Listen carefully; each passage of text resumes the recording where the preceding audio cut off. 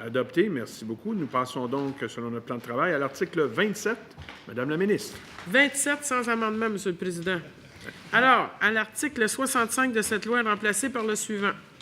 Les parents d'un enfant confié à un milieu de vie substitut sont soumis à la contribution fixée par règlement adopté conformément à l'article 159 de la loi sur les services de santé et services sociaux pour les Autochtones CRI, chapitre S-5, ou à l'article 512 de la loi sur les services de santé et services sociaux, chapitre S-4.2, à l'exception des cas suivants.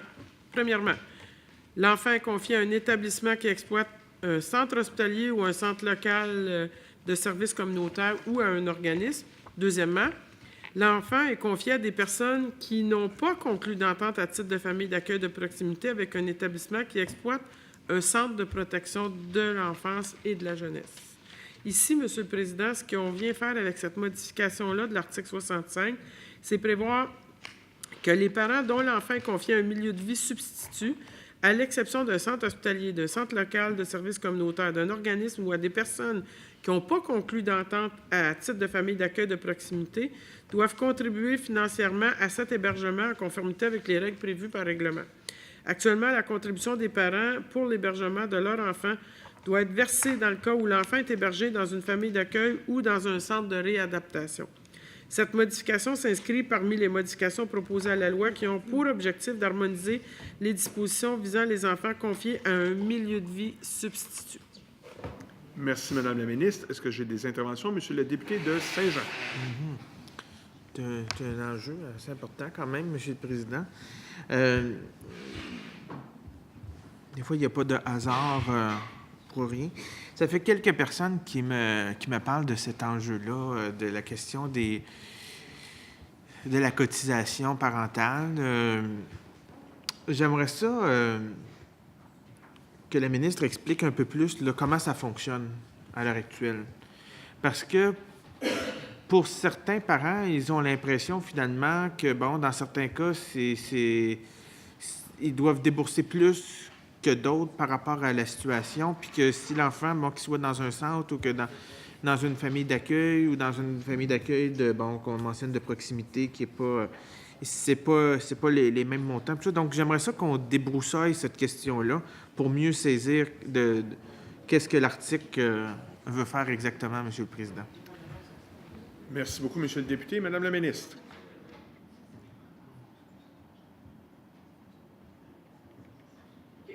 Alors, ce qu'on m'indique, Monsieur le Président, ici, c'est en fonction de l'âge de l'enfant que la contribution du parent est déterminée et en fonction des revenus du parent.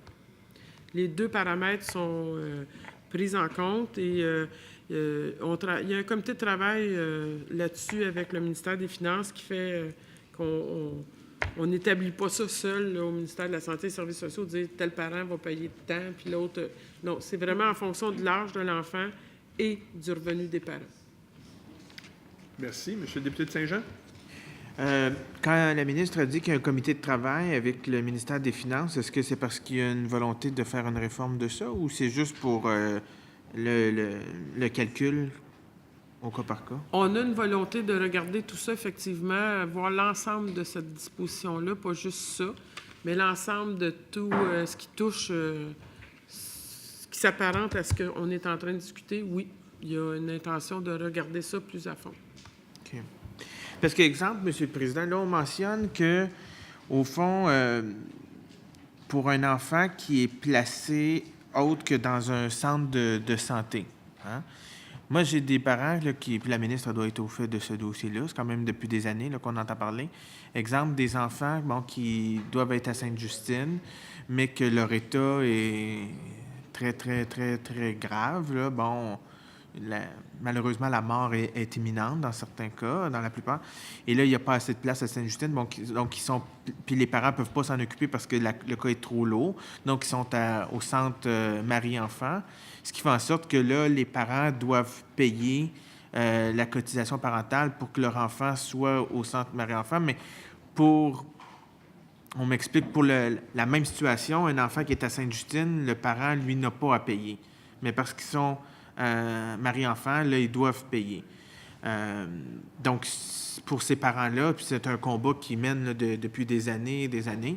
Donc, est-ce que cet enjeu-là va être étudié dans le comité? Tout à fait. C'est le genre de sujet qui est examiné dans le comité parce que vous avez raison, il y a des inéquités comme ça. Puis ça, c'en est un exemple, mais il peut y en avoir d'autres qui vont être examinés pour faire en sorte qu'on a pris en compte toutes les inéquités possibles pour faire en sorte qu'il y en ait moins possible. Là, puis, là, en ce moment, comment ça fonctionne? Un enfant qui est en centre jeunesse, le parent doit avoir une cotisation parentale? Est-ce qu'il doit payer? Oui. En famille d'accueil aussi? Puis Oui. en famille d'accueil de proximité? Bien, en fait, oui. Bon, les exceptions sont... attendez un peu, là. Les parents d'un enfant confié à un milieu de vie substitut sont soumis à une contribution et à l'exception des cas suivants. Donc, un établissement qui opère, qui exploite un centre hospitalier et un centre local de services communautaires ou à un organisme, mais aussi les familles. L'autre exception, c'est l'enfant qui est confié à des personnes qui n'ont pas conclu d'entente de famille d'accueil de proximité. Or, s'il y a une entente avec une famille d'accueil de proximité, Ça, s'il vous plaît, monsieur. dans les exceptions, l'enfant est confié à des personnes qui n'ont pas conclu d'entente à titre de famille d'accueil de proximité avec un établissement qui exploite un centre de protection de l'enfance. Or, donc, c'est un cas d'exception qui fait en sorte que les parents ne sont pas soumis à une contribution. Pourquoi? Parce qu'il y a moins de 30 jours. OK. Parce que le délai est... C'est un placement qui est d'une durée de Temporaire. moins de 30 jours. OK. Alors, dans ce temps-là, il n'y a pas de contribution financière. OK. C'est pour ça qu'il n'y a pas d'entente, tu vois. OK. Exemple, ça pourrait vraiment... Quand on donne l'exemple des grands-parents ou la tante ou l'oncle... Surtout la durée qui fait Mais que... ça fait en sorte que c'est comme juste en attendant de trouver une famille d'accueil ou... Ou peut-être que c'est une situation temporaire, mais même à la... pour que OK, OK. Oui, puis ça, c'était une iniquité, justement, qu'on m'indique pour toutes sortes de raisons. Une raison temporaire qui fait que l'enfant doit être placé temporairement, mais qu'on ne peut pas laisser l'enfant seul à la maison. Là. Bien là, tu sais, de demander, en plus d'être à l'hôpital, de payer la grand-mère ou le grand-père ou la sœur ou la famille d'accueil de proximité, bref, pour 30 jours, là, tu sais, vraiment, on trouvait que... Y a-t-il un revenu minimum pour qu'il y ait une contribution, comme quelqu'un qui est à l'aide sociale, sûrement qu'il ne doit pas avoir une contribution parentale? En fait, actuellement, la contribution maximale pour le placement d'enfants varie de 414,40 à 645,80 mensuellement, selon les groupes d'âge.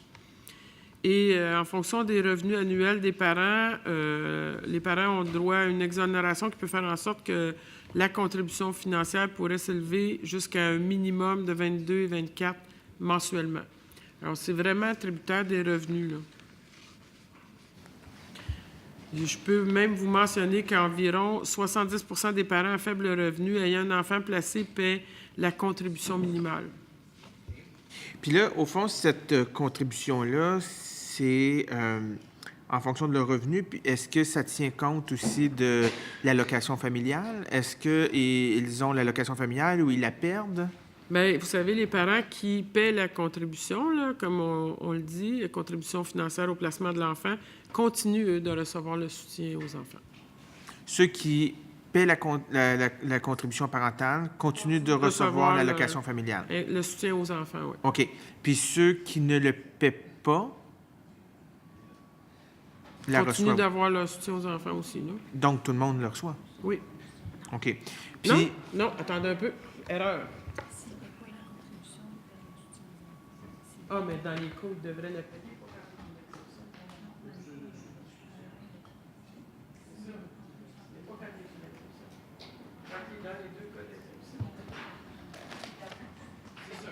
Quand ils ne sont pas dans les cas d'exception, on dit la même chose finalement. Quand il est dans les cas d'exception, il ne paye pas, mais il a le droit à son soutien aux enfants. S'il doit payer, le parent, et qu'il ne paie pas, bien là, le soutien aux enfants, il ne le reçoit pas. qu'il ne paie pas parce qu'il ne veut pas le payer ou il ne paie pas parce que son revenu ne lui indique pas de payer? En fait, ce que je vous dis, c'est que la contribution est fixée en fonction des revenus du parent. Alors, plus le revenu est bas, on peut aller jusqu'à un minimum de 22-24 mensuels. Là. Ça, ton revenu est très, très bas. Hein? C'est 22-24 par mois, ça te coûte pour entretenir les frais de subsistance, etc. de ton enfant. Juste vous dire que quand tu ne payes pas, ben si tu ne fais pas ton devoir de parent, ben là, le soutien aux enfants t'est retiré. OK. Est-ce qu'il y a des parents qui, dans la situation de leur enfant, devraient payer une contribution parentale, mais qui n'en paient pas en fonction de leur revenu? Bien, c'est pas en fonction de leur revenu, parce qu'en fonction du revenu, on le dit, c'est minimum. Donc, tout le monde doit payer le Oui. 22 et 24. Fait que ça Ouais, n'arrive sauf pas. les deux exceptions qu'on Oui, a mentionnées. OK. À part les exceptions. Mais 22 $ par mois pour entretenir notre enfant, je pense bien que... OK. Non, mais je veux juste comprendre. Oui. Donc, tous ceux qui doivent en payer une, donc ils ne peuvent pas... Ils Ne la paie pas, on ne retire peuvent pas avoir le soutien aux enfants. d'exemption Le soutien en aux- fonction du revenu. Puis le soutien aux enfants est de supérieur beaucoup au 22-24. OK. Fait que s'ils ne payent pas leur 22-24, il y a comme un problème. là. OK. Et qu'est-ce qui arrive pour la prestation fiscale pour enfants du gouvernement fédéral? Est-ce qu'ils le reçoivent quand même ou pas?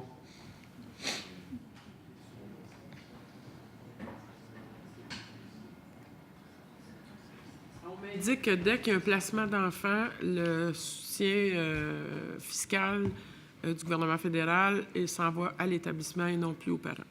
OK. OK. Donc, même si c'est famille d'accueil de proximité, là, ça irait à la famille d'accueil de proximité? À l'établissement, ce qu'on m'indique, puis eux autres doivent faire une répartition des sommes, j'imagine? Actuellement, il y a une minorité justement parce que les dispositions sont en charge. Donc, Avec le fédéral? pour les familles, c'est plus proximité. Donc, on veut la notion avec le fédéral. Une question de compréhension.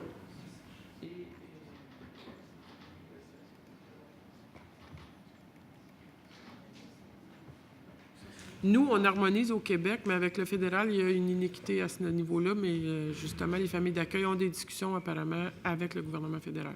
À ce propos-là. D'où ma question. Oui, et quand j'aurai des échanges, sûrement que ça va faire partie de mes sujets. Donc, pour l'établissement, ça semble... L'établissement reçoit, mais pour les familles d'accueil, c'est en discussion, disons ça comme ça. Oui, puis il y a quelque chose à discuter là, effectivement. Puis ça, c'est aussi votre comité de travail se penche sur cette question-là pour argumenter et faire une plaidoirie au gouvernement fédéral? Tout à fait. Et vous pouvez compter sur moi pour ça. Nous, on a une solution pour régler Non, la mais question on du l'aime pas, fédéral. votre solution. On s'éloigne un peu du sujet, alors j'aimerais revenir à l'article 27. Est-ce que j'ai d'autres interventions sur l'article 27? Est-ce que l'article 27 est adopté? Adopté.